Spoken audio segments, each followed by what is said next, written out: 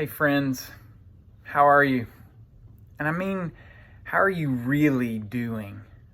It's been an eventful week, and it seems like every time I do one of these videos, there is some chaotic event that has occurred. I think about the fact that we're still struggling with this pandemic and the economic fallout of it. And now the president has been impeached for the second time.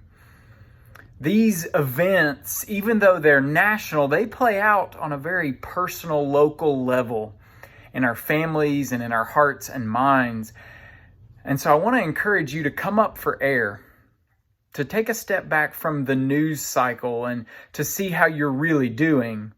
I was given a reminder this week that in times of chaos and upheaval, it's good to return to God, to reorient where our lives are focused, and to be reminded of how we're being shaped and formed by the things we see and hear. So I want to encourage you, if you're feeling overwhelmed this week, take care of yourself. There are some things that you can do that if you're feeling close to the edge or feel like you've been pushed over the edge, reach out for help. If you're feeling pretty stable and you're feeling good about where your mind and your heart are right now, then I would encourage you to care for your neighbors, especially those who aren't feeling safe or stable right now. We can all pray that over the next week or so, as we lead up to the inauguration of our next president, that there isn't any more violence in our land. And not only can we pray for that, but we can take some steps to work toward it. This coming weekend is Martin Luther King Jr. weekend, and I returned to some of his writings this week, and he has an address titled, Where Do We Go From Here? And he later turned it into a book, Where Do We Go From Here? Chaos or Community? I think that those two choices are what lie before us right now. Where do we go from here? We have the choice of chaos, which is defined by lies and violence and hatred, or community, which is defined by truth and justice and love. And I read some of this address, and I want to share with you a little bit about what Dr. King said. He said that through violence, you may murder a liar, but you can't establish truth. And through violence, you may murder a hater, but you can't murder hate through violence. Darkness cannot put out darkness. Only light can do that.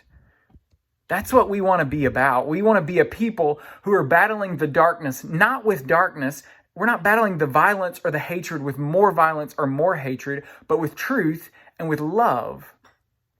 King also said in that address, I have decided to stick with love, for I know that love is ultimately the only answer to humankind's problems. And I'm not talking about an emotional bosh, he said, when I talk about love. I'm talking about a strong, demanding love.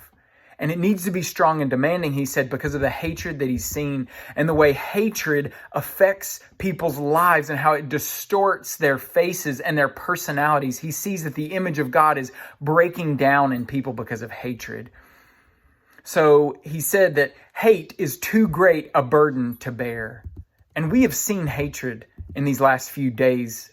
We've seen hatred on the faces of human beings, and it's distorted who they are. We need to push back against the hatred with love, with speaking the truth and calling out sin and violence and hatred and those who stoke hatred. We need to call it out and name it, but we need to do that in responding in love and community. And this Sunday, we get a great opportunity to do that. I'm really excited because we're going to have an alternative vision of community held up for us. We get to hear from some folks at our community partner, Jubilee Home. And their mission is to create supportive housing for young men who've been involved in the justice system. So we're going to hear from Dave, their executive director, and Pip, their house manager. And I'm so excited for us to hear and to learn and to be part of the Jubilee Home community, because they're not just creating community in that house, they're creating it in our community because our liberation is bound up with their liberation. So I hope you'll join us on Sunday morning. Grace and peace, friends. I'm praying for you, and I love you.